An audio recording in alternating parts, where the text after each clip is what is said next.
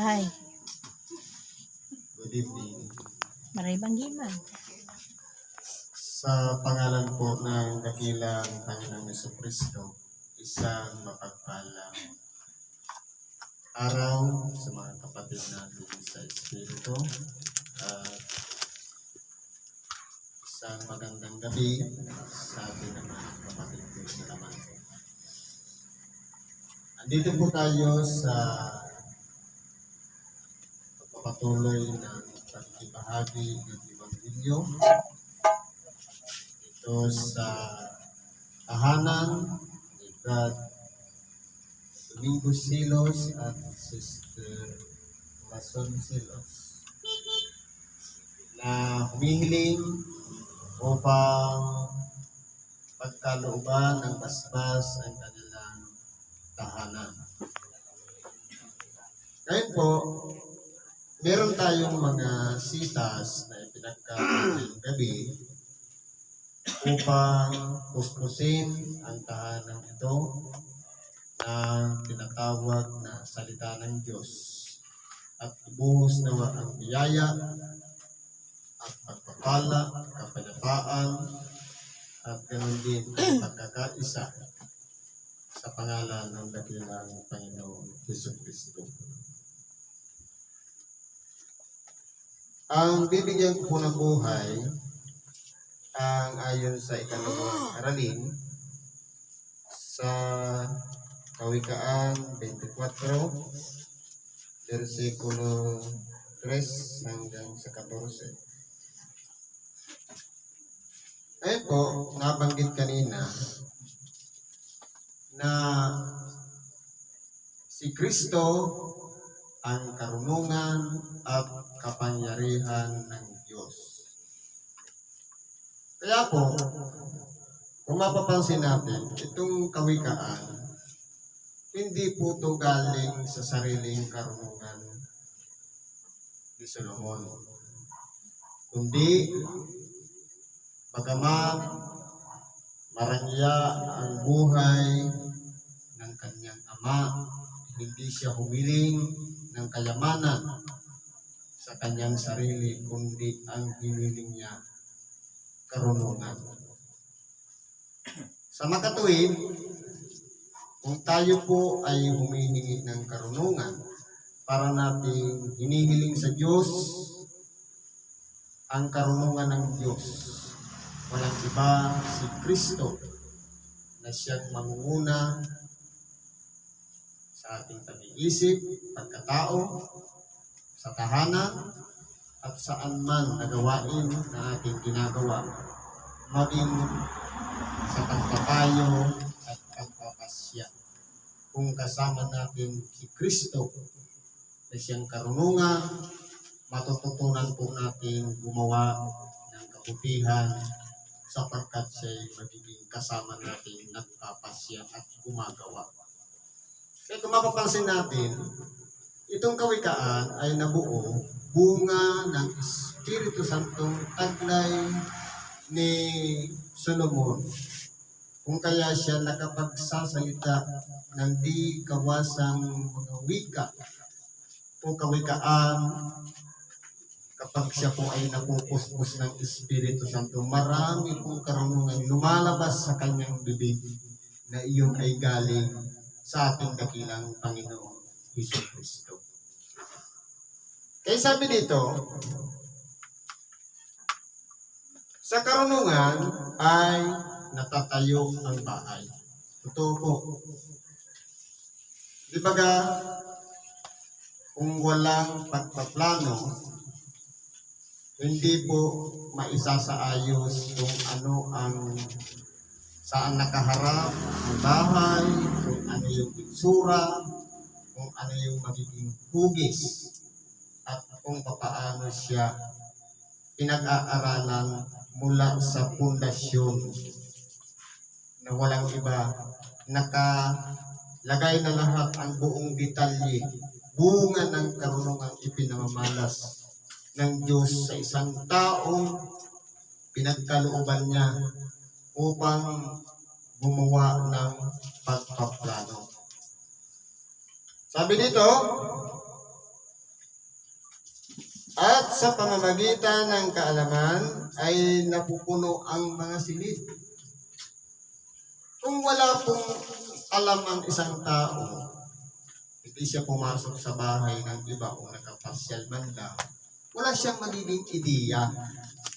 Kasi po nagmumula sa ideya ang kaalaman. Napupokya sa iba na, ganito pala, mas maganda ganito ang hitsura ng bahay. Kaya dati, ilan lang ang gamit, napupuno siya dahil, kumbaga, nagkakaroon siya ng ideya na bumili ng ibang gamit para ilagay kung saan dapat ilagay. Sa iba dito, sa pamamagitan ng ang pantas, sa pamamagitan ng kaalaman ay napupuno ang mga silid ng lahat ng mahalaga at maligayang mga kayamanan. Yun po kasi mga ari-arian natin, tinatawag po yan na kayamanan, yung pundar na inilagay natin sa ating bahay. Ang pantas na tao ay malakas o ang taong maalam ay lumalago ang kapangyarihan. Totoo po, kaya po ang pag-aaral ng tao, wala po siyang hanggan. Wala po siyang katapusan. Totoo po, itinuturo yung tinatawag na edukasyon sa eskwelahan.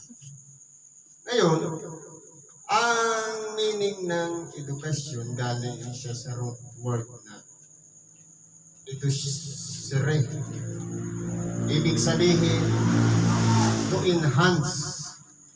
Na kumbaga pagdating sa eskwelahan, yung taglay ng isang bata na ilalabas sa pamamagitan ng teacher na i-enhance yung kanyang natatagong kamalayan o kaalaman.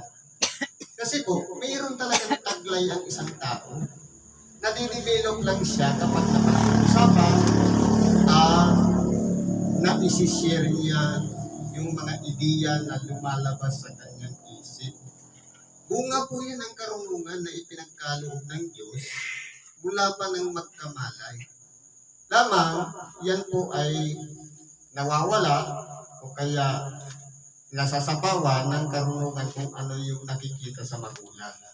Pero pagdating sa eskwelahan, focus po yan para ilabas yung angking talino ng isang bata. Lahat naman tayo po ay dumaan sa pagkabata.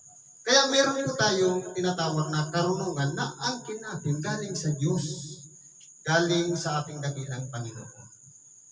Kaya po, hindi yung karunungan na narinig lang natin na may nagtalakay o nagbahagi tapos tinanggap natin. Hindi galing dun yung karunungan. Kundi galing po yan sa Diyos na taglay na ng isang tao, pinagkalooban. Sabi dito, sapagkat sa pamamagitan ng pantas na pamamatnubay ay makikipagdigma ka. At sa karamihan ng mga tagapayo ay may kaligtasan. Kaya po, minsan, yung guidance na ipinagkaloob sa atin. Halimbawa, mula pagkabata, pinagkalooban tayo ng mabuting turo ng magulang sa pamamagitan ng respeto sa magulang at pakikisalamuha sa ibang tao at ganoon din kung paano magtrato sa ibang tao. Lahat yan. Kapag yan po ay napupuspos tayo, natututunan po natin yan. Nadidevelop na po dyan yung paunti-unti yung kaalaman ng taglay ng bawat isa sa atin. Sabi po dito, karunungan ay totoong may mataas kaysa ganang mangmang. Kaya po, meron tayong tinatawag na dalawang kalagayan. Isang marunong at isang mangmang. Paano po natin maihahambing ang dalawa kalagayan ng tao? Pag sinabing mangmang, kawalang kaalaman. Hindi naman nangangahulugan na halimbawa kinausap ka, hindi ka nagsalita, tatawagin ka ng mangmang. Depende po yan sa gawa. Pero ang marunong, minsan po, sabi dito, siyang karunungan ay totoong mataas kay saganang mangmang. Hindi niya binubuka ang kanyang bibig sa pintuang bayan. Kaya ang tao pong marunong, hindi siya mabuka. Limitado po ang kanyang pagsasalita. Kasi inuunawa, unang-una, ang sitwasyon ng kausap. Hindi yung salita lang ng salita. Kasi minsan may salitang offended, nakakasakit ng kalooban ng iba. Kaya nananahimik na lang. Binabalansi, tinitimbang, inaaral bago mag-response, bago magsalita. Yan ang tunay na karunungan.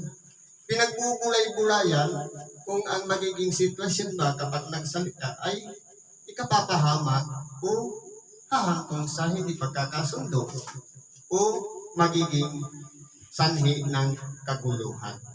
Kaya masasabi mo sa isang taong marunong na kahit yan duhagiin mo, siraan mo ng puri, kahit yan lipakin, hindi po siya nagre-response. Kasi po, ina-analyze niya yung sitwasyon na ang Diyos, hindi po siya Diyos ng kaguluhan.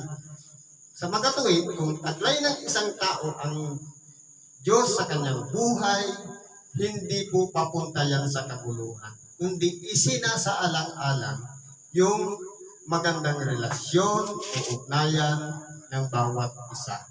Ganun po ang pag-apply ng karunungan.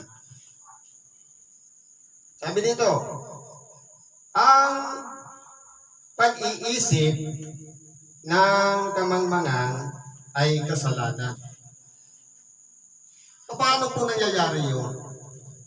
Ngayon po, meron tayong taglay, sabi ko kanina, na angkin, na sariling atin. Ngayon, kung halimbawa, alam na natin, tapos ipapalagay natin na hindi alam, pero ang katotohanan, alam naman talaga natin, umahantong po siya sa kasalanan. Kasi hindi po siya na ilalabas yung tunay na anyo ng karunungan taglay natin. Natatakpan po siya ng hiya, natatakpan ng ibang ideya, na kumbaga parang ikinahihiya yung karunungang taglay na sa halip sabihin, hindi niya mailabas sa kanyang bibig. Kaya nagbubunga po yun ng pagkakasala. Kasi po hindi siya sumasang-ayon sa karunungang ipinagkaloob ng Diyos. Kaya nagiging po siyang kamangmangan. Sabi pa po dito, kung ikaw ay manglupaypay sa karawan ng kasakunaan, ang iyong kalakasan ay muntik. Ibig sabihin, halimbawa, meron tayong mga challenge sa palagay natin sa pamilya o sa loob ng tahanan. May dumarating na problema. Kapag yan po ay sinukuan natin o nanglupaypay tayo, sa pagkatuwid, inihahambing yung kalakasan natin na pupunti lang. Dahil po, hindi natin kayang isurvive. Hindi kaya natin pagtagumpayan o mag-success doon sa pang-araw-araw nating pamumuhay. Kaya po, kung titingnan po natin, kung sa sarili nating kalakasan, sa sarili nating karunungan, wala po tayong magagawa. Kaya, kailangan sa isang tahanan ang presensya ni Kristo. Dahil, kahit pa gaano man kalaki o kaliit ang bahay, konkreto man yan o barong-barong, kung wala si Kristo, minsan po magulo. Kaya ang nangyayari po dyan, hindi napupuspos ng biyaya, nawawala yung pag-ibig.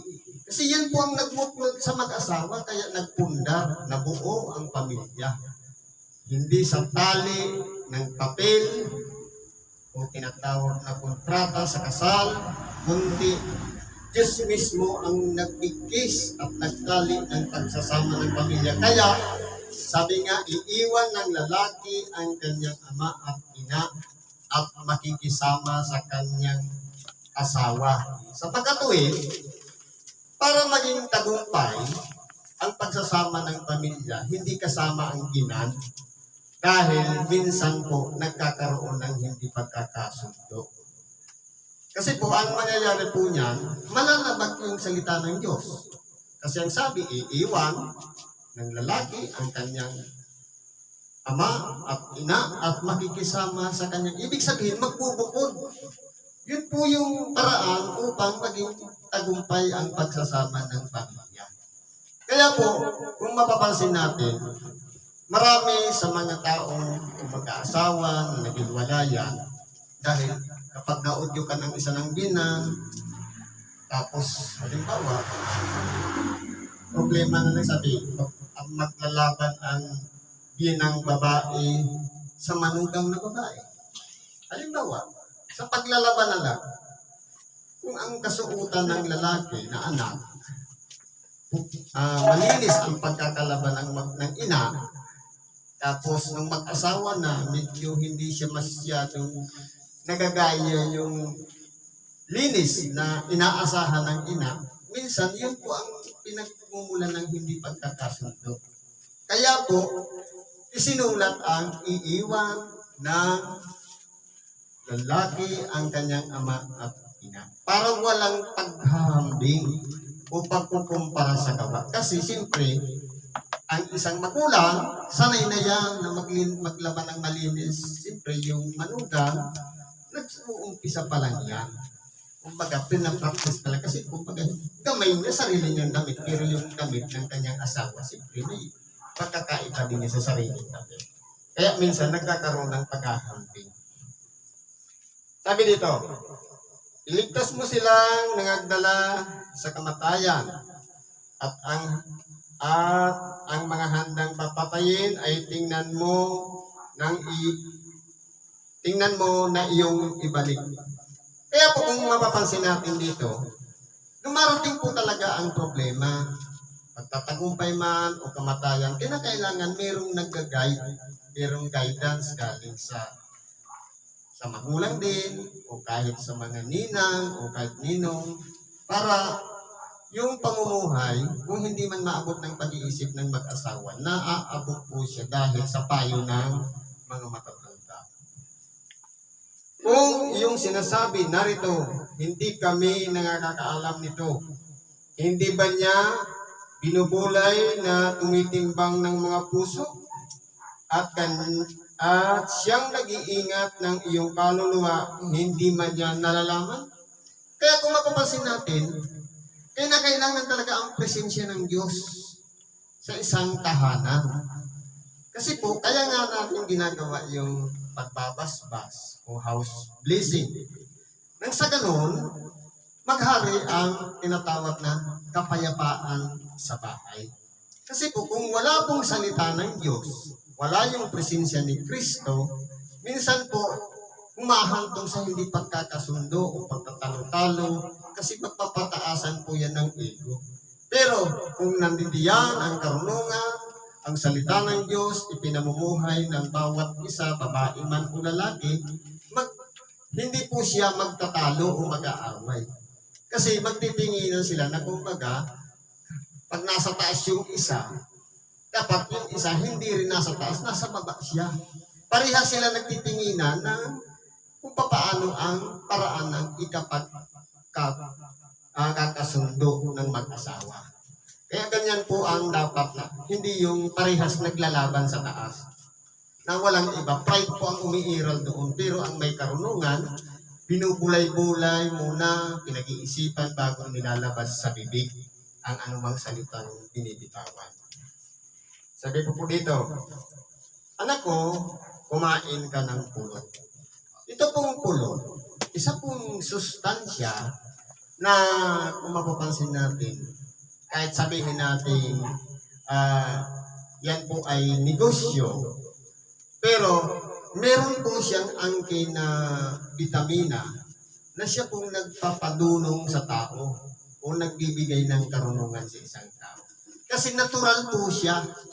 Hindi kagaya ng pinagkakalog mo ng vitamina na gawa sa pabrika na di natin alam kung saan galing. Samantalang yung tinatawag na pulo, galing po yan sa nektar ng mga bulaklak ng mga matataas na puno. Na walang iba, yan ay katas na walang iba, ay galing sa mga bubuyog o yung tinatawag natin na bukyutan. Kaya po, laking pakinabang po niyan, benepisyo sa katawan ng tao. Kasi po, galing siya sa natural. Dapat naman talaga mabuhay tayo sa natural. Kasi ang Diyos ang may likha ng lahat ng bagay. Kaya kinakailangan ang lahat ng ating pinakikinabangan at kinakain galing po sa gawa ng Diyos. Hindi sa pabrika, na puspos ng mga kemikal na nakakasira sa ating katawang laman. Kaya kung mapapansin po natin, binabalik tayo ngayon sa natural na pamamaraan ng pagkain. Kaso, mahirap nang ibalik. Dati noon, ang palay, 6 na buwan bago ina-harvest. Ngayon, umiksit na dahil sa mga pataba at sa mga insecticide na ini-spray. Wala nang ligtas sa panahon ngayon. Pero, ang nabubuhay sa natural na pamamaraan na siyang pinapasok natin sa ating katawan, malaki po ang pinagkaiba. Kahit tanungin natin yung mga matatandang inabutan natin ngayon, mas gusto nila yung natural na pamamaraan ng kinakain. Kasama na dyan yung pulot, sa pinakasustansya, gawin natin vitamina, inumin natin tuwing umaga. Malaki pong benepisyo ang ipagkakalat yan sa ating sila. Kaya po, bakit ko sinasabi ang lahat ito? Sapagkat, tunay nga po na malalaman natin ang karunungan kung babalik tayo sa natural na pamamaraan na gawa ng Diyos. Natural na pamamaraan na walang iba, hindi lang sa pagkain, kundi sa pamumuhay. Na kung ang pinamumuhay natin, nakikilala natin ang Diyos, at ganoon din ang kanyang aral at salita, at nananahan sa bahay, naghahari po ang Diyos sapagkat ang Diyos po ang nangunguna sa bawat isa, maging lalaki man o babae. At ganoon din pati sa mga nakapaligid, nakikita yung kagandahan ng pagsasama dahil po pinaghaharian ng Diyos. At naiiwasan ko po yung kaguluhan at hindi pagkakasundo o awayan. Kasi po, nagiging larawan yung pamilyang maayos kung nabubuhay sa salita ng Diyos, nakikita po yan ng kapitbahay. Nakikita po yan ng ating kapwa. Kaya naway, pagharian tayo ng Diyos at palagi tayong pangunahan at ang bahay na ito ay puspusin nawa ng kapangyarihan, ng kaluwalhatian ng Diyos at ganoon din ng kanyang mga aral o salita. Mapuspos ang bawat tao na nananahan dito, pati yung mga espiritu, nang sa ganoon, hindi magkaroon ng anumang hindi pagkakasunod. Salamat sa Diyos at isang mapagpalang gabi at umaga naman sa mga espiritu.